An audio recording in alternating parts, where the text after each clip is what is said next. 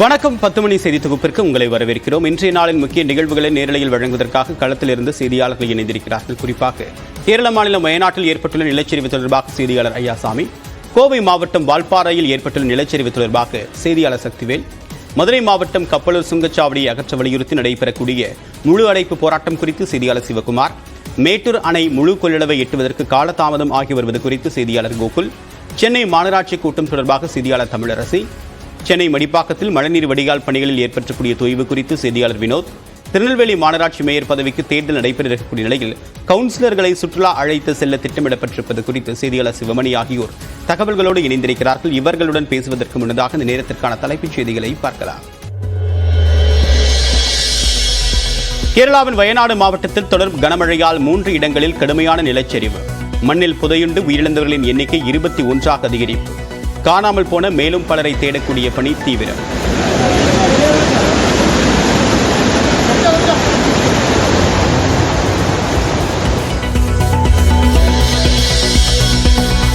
கேரளாவின் முண்டகை பகுதியில் சாலைகள் துண்டிக்கப்பட்டதால் மீட்புக் குழுவினர் செல்வதில் சிக்கல். கோவை விமானப்படை தளத்திலிருந்து 2 ஹெலிகாப்டர்கள் விரைகின்றன.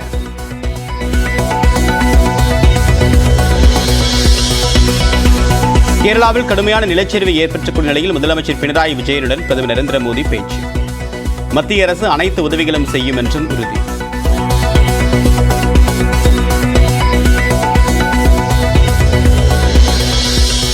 நிலச்சரிவு தொடர்பாக பிரதமரிடம் முழுமையாக எடுத்துரைத்திருப்பதாக மத்திய அமைச்சர் சுரேஷ் கோபி நியூஸ் 18க்கு தகவல். முண்டகை பகுதியில் சாலையில் துண்டிக்கப்பட்டதால் மீட்புக் குழு செல்வதில் சிக்கல் என்றும் பேட்டி.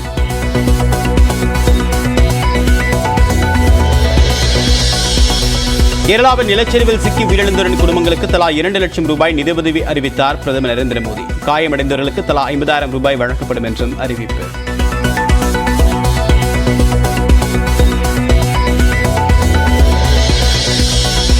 கோவை மாவட்டம் வால்பாறையில் விடிய விடிய பெய்த கனமழையின் காரணமாக மண் சரிவு, வீட்டின் மேல்தளம் இடிந்து விழுந்ததில் பாட்டி மற்றும் பேத்தி உயிரிழந்த பரிதாபம்.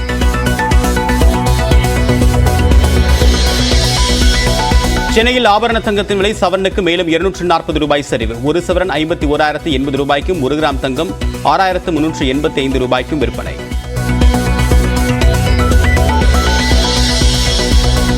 மேட்டூர் அணையிலிருந்து ஏரிகளுக்கு தண்ணீர் நிரப்பக்கூடிய சரபங்கா திட்டத்தை முடிக்காததற்கு இபிஎஸ் கண்டனம்.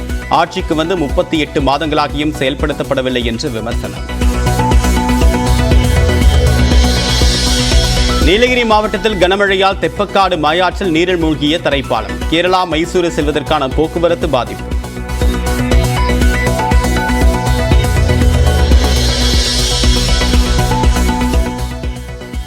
மதுரை மாவட்டம் திருமங்கலம் அருகே உள்ள கப்பலூர் சுங்கச்சாவடியை அகற்றக் கோரி முழு அடைப்பு போராட்டம். 10,000 கடைகள் 450க்கும் மேற்பட்ட நிறுவனங்கள் மூடல்.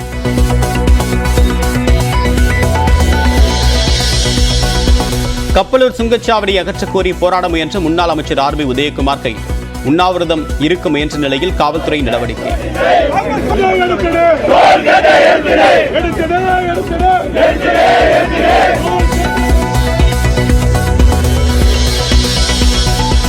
ஹவுராவில் இருந்து மும்பை சென்ற சரக்கு ரயிலின் ஜார்க்கண்டின் சரகோலா அருகே தடம் புரண்டு விபத்து. சரக்கு ரயிலின் பக்கவாட்டு பகுதியில் மோதிய பயணிகள் ரயிலில் இருந்து 2 பேர் உயிரிழப்பு. சாதிவாரி கணக்கெடுப்பை மத்திய அரசு நடத்துவதை உறுதி செய்வது நமது உடனடி இலக்கு என்று முதலமைச்சர் மு க ஸ்டாலின் தெரிவித்துள்ளார். இது தொடர்பாக எக்ஸ் தளத்தில் பதிவிட்டுள்ள அவர், திமுக எந்தவொரு சமரசத்திற்கும் இடம் கொடுக்காமல் நடத்திய சட்ட போராட்டத்தின் மூலமாக கடந்த 3 கல்வியாண்டுகளில் இதர பிற்படுத்தப்பட்ட பிரிவு மாணவர்கள் 15,066 பேருக்கு மருத்துவ மற்றும் பல் மருத்துவ படிப்பில் இடம் கிடைத்திருப்பதாக தெரிவித்துள்ளார். இந்த தகவலை பகிர்ந்து கொள்வதில் பெருமை அடைவதாகவும் அவர் குறிப்பிட்டுள்ளார். இந்த முக்கியத்துவம் வாய்ந்த சாதனையை அடைவதற்கு சமூக நீதிக்கான அகில இந்திய கூட்டமைப்பு முக்கிய பங்கு வகித்துள்ளதாகவும், இந்தியா முழுவதும் ஓபிசி இடஒதுக்கீடு குறித்து பயனுள்ள விவாதங்களை நடத்தியுள்ளதாகவும் முதலமைச்சர் தெரிவித்துள்ளார். நமக்கு பல்வேறு பணிகள் இருந்தபோதிலும் பிற்படுத்தப்பட்ட சமூகத்தினரின் அளவை கண்டறிவதற்காக சாதிவாரி கணக்கெடுப்பை மத்திய அரசு நடத்துவதை உறுதி செய்வதே நமது உடனடி இலக்கு என்றும், சமூக நீதியை ஏற்படுத்துவதில் நமது உரிமையை உறுதிப்படுத்துவோம் என்றும் முதலமைச்சர் மு க ஸ்டாலின் தெரிவித்துள்ளார். இதனை சாதிப்பதற்காக நாம் ஒருங்கிணைந்து பணியாற்றுவோம் என்றும் மு க ஸ்டாலின் வலியுறுத்தியுள்ளார். திருச்சி ஸ்ரீரங்கம் ஆண்கள் மேல்நிலைப் பள்ளியில் மாணவர்களுக்கு இடையே நடந்த மோதலை தடுக்க வந்த ஆசிரியருக்கு அரிவாள் வெட்டு விழுந்த சம்பவம் அதிர்ச்சியை ஏற்படுத்தியுள்ளது. பள்ளிகளில் மாணவர்கள் மத்தியில் சாதி மோதல்களும் வன்முறை சம்பவங்களும் அதிகரித்து வருகின்றன. கடந்த ஆண்டு நான்குநேரி அருகே சக மாணவனை வீடு தேடிச் சென்று அரிவாளால் வெட்டிய சம்பவம் அதிர்ச்சியை ஏற்படுத்தியது. இந்த நிலையில் திருச்சி ஸ்ரீரங்கம் ஆண்கள் மேல்நிலைப் பள்ளியில் 12ஆம் வகுப்பு மாணவர்களுக்கிடையே தகராறு ஏற்பட்டது. அப்போது தடுக்கச் சென்ற ஆசிரியருக்கு அரிவாள் வெட்டு விழுந்ததால் அங்கு பரபரப்பு ஏற்பட்டது. இந்த மோதலால் மாணவர் ஒருவரும் காயங்களுடன் மருத்துவமனையில் அனுமதிக்கப்பட்டுள்ளார். இந்த சம்பவம் குறித்து ஸ்ரீரங்கம் காவல் நிலையத்தினர் விசாரணை நடத்திய நிலையில் பள்ளியில் இருந்து நீக்கப்பட்ட மாணவன் வெளிநபர்களை அழைத்து வந்து வகுப்பறைக்குள் புகுந்து மாணவனை வெட்டியது தெரியவந்துள்ளது. அப்போது தடுக்க முயன்ற ஆசிரியருக்கும் தலையில் அரிவாள் வெட்டு விழுந்தது. உயிருக்கு பயந்து ஓடிய மக்கள் மீது துப்பாக்கிச்சூடு நடத்தியதை ஜீரணித்துக் கொள்ள முடியாது என தூத்துக்குடி துப்பாக்கிச்சூடு சம்பவம் குறித்து சென்னை உயர்நீதிமன்றம் கருத்து தெரிவித்துள்ளது. தூத்துக்குடி துப்பாக்கிச்சூடு வழக்கை தேசிய மனித உரிமை ஆணையம் முடித்து வைத்ததை எதிர்த்து தாக்கல் செய்யப்பட்ட மனுவை விசாரித்த உயர்நீதிமன்றம் காவல்துறை, வருவாய்த்துறை அதிகாரிகளின் சொத்து விவரங்களை சேகரிக்கும்படி தமிழ்நாடு லஞ்ச ஒழிப்புத்துறைக்கு உத்தரவிட்டிருந்தது. இந்த வழக்கு நீதிபதிகள் எஸ். சுந்தர் மற்றும் செந்தில்குமார் அமர்வில் மீண்டும் விசாரணைக்கு வந்தது. அப்போது அதிகாரிகளின் சொத்து விவரங்களை சேகரிப்பது குறித்த விசாரணை அறிக்கையை தாக்கல் செய்ய 3 மாத காலம் அவகாசம் வழங்க வேண்டும் என்று அரசு தரப்பில் கோரப்பட்டது. இதனை ஏற்றுக்கொண்ட நீதிபதிகள் லஞ்ச ஒழிப்புத்துறை விசாரணைக்கு அரசு செயலாளர், டிஜிபி ஆகியோர் முழு ஒத்துழைப்பை வழங்க வேண்டும் என்று உத்தரவிட்டனர். உயிருக்கு பயந்து ஓடிய மக்கள் மீது துப்பாக்கிச்சூடு நடத்தியதை ஜீரணித்துக் கொள்ள முடியாது என்று கூறிய நீதிபதிகள் எதிர்காலத்தில் இதுபோன்ற சம்பவங்கள் நடக்கக்கூடாது என்பதற்காகவே இந்த வழக்கை விசாரணைக்கு எடுத்திருப்பதாக குறிப்பிட்டனர். ஒரு தனிநபரின் கட்டுப்பாட்டில் அரசு இயந்திரம் செல்வது சமூகத்திற்கு மோசமானது என்பதுதான் தங்களது கவலை என்று கூறிய நீதிபதிகள் விசாரணையை 3 மாதங்களுக்கு ஒத்திவைத்தனர். ஆணவ கொலையை தடுக்க தனிச்சட்டம் கொண்டுவர வேண்டும் என்று திருமாவளவன் எம்பி வலியுறுத்தினார். மக்களவையில் பட்ஜெட் மீதான விவாதத்தில் பேசிய எம்பி திருமாவளவன் இது ஒரு ஓரவஞ்சனை பட்ஜெட் என்றார். நீங்கள் தேசிய கல்விக் கொள்கையை நடைமுறைப்படுத்துவோம் என்று எழுத்துப்பூர்வமாக கையெழுத்திட்டு தாருங்கள், நாங்கள் நிதியை வழங்குகிறோம் என்று சொல்லுகிறார். இது ஒரு பிளாக்மெயில் நடவடிக்கை என்று இந்த நேரத்தில் நான் சுட்டிக்காட்டி வன்மையாக கண்டிக்கிறேன். எஸ்சி மற்றும் எஸ்டி பிரிவினருக்கு தனித்தனியாக புதிய அமைச்சகங்கள் கொண்டு வர வேண்டும் எனவும் திருமாவளவன் வலியுறுத்தினார். தமிழ்நாட்டிலே ஆதிதிராவிட பழங்குடியினருக்கு தனி அமைச்சகம் உண்டு, சிறுபான்மை மக்களுக்கு என்று தனி அமைச்சகம் உண்டு. அதே போல இந்திய ஒன்றிய அரசும் ஆதிதிராவிட schedule caste and schedule tribes தனித்தனியாக இன்றைக்கு கமிஷன் வைத்திருக்கிறார்கள். Schedule caste commission, schedule tribes commission. எனவே அமைச்சகத்தையும் மினிஸ்ட்ரியும் தனியே ஷெட்யூல் காஸ்ட் அமைச்சகத்தை உருவாக்க வேண்டும். மத்திய அரசின் 3 குற்றவியல் சட்டங்களையும் திரும்ப பெற வேண்டும் என திருமாவளவன் வலியுறுத்தினார்.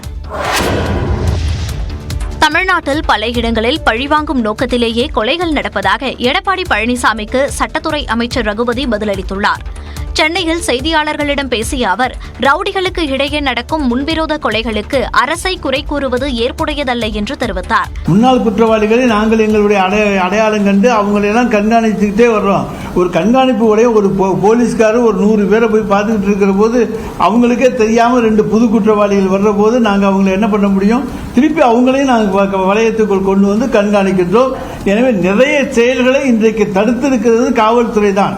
அதாவது எந்த அரசியல் தலைவர் அச்சுறுத்தல் இருக்கிறது என்று சொன்னால் உடனடியாக மாண்புமிகு முதலமைச்சர் அவர்கள் இந்த அரசு அவர்களுக்கு பாதுகாப்பு கொடுப்ப தயங்குவது கிடையாது.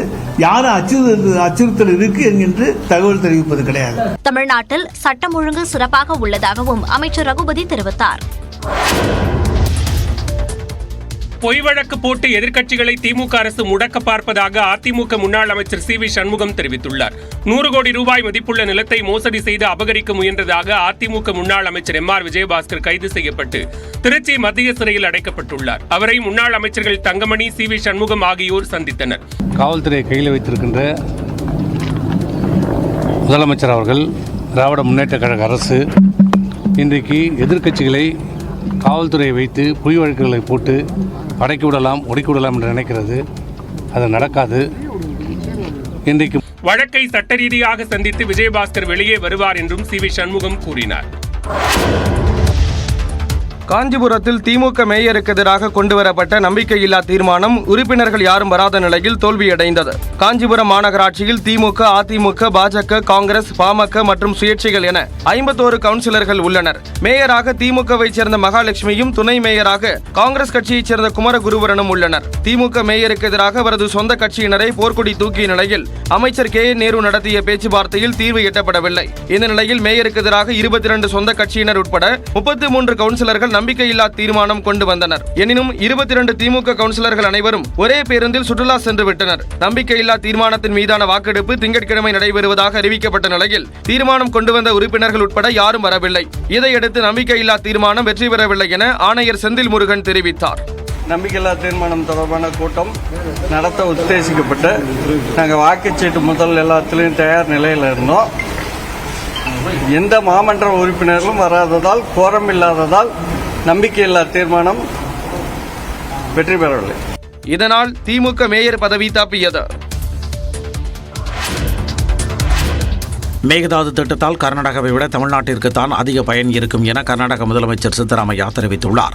கிருஷ்ணராஜசாகர், கபினி அணைகளில் சமர்ப்பண பூஜை செய்த பிறகு செய்தியாளர்களை சந்தித்த அவர் காவிரி ஆற்றின் குறுக்கே மேகதாது திட்டத்தை செயல்படுத்துவது தமிழக அரசுடன் விவாதிக்க தயாராக இருப்பதாக கூறினார். மேகதாது அணை கட்டுவதால் தமிழ்நாட்டிற்கு எந்தவொரு பிரச்சனையும் இல்லை என்றும் தமிழ்நாடு நீரை வீணாக்குவதை தடுக்கவே மேகதாது திட்டம் எனவும் தெரிவித்தார். மேகதாது எங்களது உரிமை என்றும் எங்கள் மாநிலத்தில் நீர்த்தேக்கம் கட்டப்படும் எனவும் கூறிய சித்தராமையா தமிழ்நாடு அரசு தேவையில்லாமல் பிரச்சனையை உருவாக்குவதாக தெரிவித்தார். கர்நாடகாவில் அணைகள் நிரம்பும் போது கூடுதல் நீர் தமிழகத்திற்கு திறந்துவிடப்படுவதாகவும், மேட்டூர் அணை முழு கொள்ளளவை எட்டும் போது கடலுக்கு நீர் திறந்துவிடப்படுவதாகவும் தெரிவித்த சித்தராமையா மேகதாதுவில் கூடுதல் நீரை சேமித்து வைப்பதால் கர்நாடகாவை விட தமிழ்நாட்டிற்கு தான் பலன் அதிகம் என்றார். பீகாரில் 65 விழுக்காடு இடஒதுக்கீட்டுக்கு பாட்னா உயர்நீதிமன்றம் விதித்த தடையை நீக்க உச்சநீதிமன்றம் மறுப்பு தெரிவித்துள்ளது. பீகாரில் அரசு வேலை, உயர்கல்வி உள்ளிட்டவற்றில் இடஒதுக்கீடு 50 விழுக்காடாக உள்ளது. அண்மையில் நடந்த சாதிவாரி கணக்கெடுப்பின் அடிப்படையில் இடஒதுக்கீட்டை 65 விழுக்காடாக உயர்த்த அம்மாநில அரசு முடிவெடுத்தது. இந்த முடிவுக்கு பாட்னா உயர்நீதிமன்றம் கடந்த ஜூன் 20ஆம் தேதி தடை விதித்தது. பாட்னா உயர்நீதிமன்ற தடையை எதிர்த்து உச்சநீதிமன்றத்தில் பீகார் அரசு சார்பில் மேல்முறையீடு செய்யப்பட்டது. இந்த வழக்கு தலைமை நீதிபதி சந்திரசூட் அமர்வில் விசாரணைக்கு வந்தது. அப்போது பீகார் அரசு சார்பில் மூத்த வழக்கறிஞர் ஷியாம் திவான் வாதிட்டார். அப்போது சத்தீஸ்கரில் இதே பாணியில் உயர்நீதிமன்றம் விதித்த தடையை உச்சநீதிமன்றம் நீக்கியதை சுட்டிக்காட்டி வாதிட்டார். இதனை கேட்ட உச்சநீதிமன்ற நீதிபதிகள் அமர்வு உயர்நீதிமன்ற தீர்ப்புக்கு தடை விதிக்க மறுப்பு தெரிவித்தனர். உள்ளாட்சித் தேர்தலை மனதில் வைத்து செயல்படுமாறு அதிமுக நிர்வாகிகளை அக்கட்சியின் பொதுச் செயலாளர் எடப்பாடி பழனிசாமி கேட்டுக் கொண்டுள்ளார். நாடாளுமன்ற தேர்தல் தோல்வி தொடர்பாக தொகுதி வாரியாக கட்சி நிர்வாகிகளுடன் ராயப்பேட்டையில் உள்ள கட்சி தலைமை அலுவலகத்தில் அதிமுக பொதுச் செயலாளர் எடப்பாடி பழனிசாமி ஆலோசனை நடத்தி வருகிறார். இதன்படி திண்டுக்கல் தொகுதி நிர்வாகிகளை நேற்று காலை சந்தித்து பேசினார். அப்போது தேர்தலில் தாங்கள் கடுமையாக உழைத்த போதும் வெற்றி பெற முடியவில்லை என்று நிர்வாகிகள் குறிப்பிட்டனர். அப்போது நிர்வாகிகள் அனைவரும் மாதந்தோறும் ஆலோசனை கூட்டத்தை நடத்த வேண்டும் என்றும், அதிமுக அரசின் சாதனைகளை மக்களிடம் கொண்டு போய் சேர்க்க வேண்டும் என்றும் எடப்பாடி பழனிசாமி கேட்டுக்கொண்டார். மேலும் கட்சியில் இளைஞர்களை அதிக அளவில் சேர்க்க வேண்டும் என்று கேட்டுக்கொண்ட அவர் உள்ளாட்சித் தேர்தலை மனதில் வைத்து பணியாற்ற வேண்டும் என்றும், உள்ளாட்சித் தேர்தலில் வெற்றி பெற்றால்தான் 2026ஆம் ஆண்டு சட்டப்பேரவைத் தேர்தலில் வென்று ஆட்சியை பிடிக்க முடியும் என்றும் அறிவுறுத்தியதாக கூறப்படுகிறது. இதனைத் தொடர்ந்து திருவள்ளூர் தொகுதி நிர்வாகிகளுடன் எடப்பாடி பழனிசாமி நேற்று மாலை ஆலோசனை நடத்தினார். அப்போது தான் நேரடியாக பொதுச் செயலாளராக வரவில்லை என்றும், நிர்வாகிகளின் சிரமம் தனக்கு தெரியும் என்றும் அவர் குறிப்பிட்டதாக தகவல்கள் தெரிவிக்கின்றன. செம்பருத்தி தேநீரில் நன்மை இருப்பதாக நடிகை நயன்தாரா பதிவிட்ட இன்ஸ்டா பதிவுக்கு மருத்துவர் ஒருவர் எதிர்ப்பு தெரிவித்த நிலையில் அந்த பதிவை நயன்தாரா நீக்கியுள்ளார். நடிகை நயன்தாரா தனது இன்ஸ்டாகிராம் பக்கத்தில் வெளியிட்டிருந்த பதிவில் செம்பருத்தி தேநீரில் அதிகமாக உள்ள ஆன்டி ஆக்சிடென்ட்டுகள் சர்க்கரை நோய், அதிக கொழுப்பு, உயர் இரத்த அழுத்தம் மற்றும் இதயம் தொடர்பான பிரச்சனைகளை தீர்க்க உதவிகரமாக இருப்பதாகவும், இதனை தனது உணவு திட்டத்தில் ஒரு பகுதியாக்கியவர் ஊட்டச்சத்து நிபுணர் கனேரிவால் என பதிவிட்டிருந்தார். இந்த பதிவை கல்லீரல் நிபுணர் சிரியாக் அபி பிலிப்ஸ் என்பவர் தனது எக்ஸ்தல பக்கத்தில் விமர்சித்துள்ளார். அவரது பதிவில் நயன்தாரா தனது பதிவில் குறிப்பிட்டபடி செம்பருத்தி தேநீர் பல்வேறு உடல் பிரச்சனைகளுக்கு பயனாக இருக்கும் என்ற கூற்று எதுவும் மருத்துவ ரீதியாக நிரூபணம் ஆகவில்லை என விளக்கமளித்துள்ளார். நயன்தாராவின் இந்த பதிவு அவரது பிரபல ஊட்டச்சத்து நிபுணருக்கான விளம்பரம் போல் தெரிவதாகவும் விமர்சித்தார். இதையடுத்து அந்த பதிவை டெலீட் செய்த நயன்தாரா அது தொடர்பாக எந்த விளக்கத்தையும் கொடுக்கவில்லை. மேலும் தனது இன்ஸ்டாகிராம் ஸ்டோரியில் முட்டாள்களுடன் ஒருபோதும் வாக்குவாதம் செய்யாதீர்கள், அவர்கள் உங்களை தங்கள் நிறைக்கு இழுத்து விடுவார்கள் என பதிவிட்டு மருத்துவர் பிலிப்ஸை சூசகமாக விமர்சித்தார். முன்னதாக இதே மருத்துவர் நடிகர் சமந்தாவின் ஹைட்ரஜன் பெராக்சைடு பயன்பாடு தொடர்பான பதிவிற்கு எதிர்ப்பு தெரிவித்து விமர்சித்திருந்தது குறிப்பிடத்தக்கது.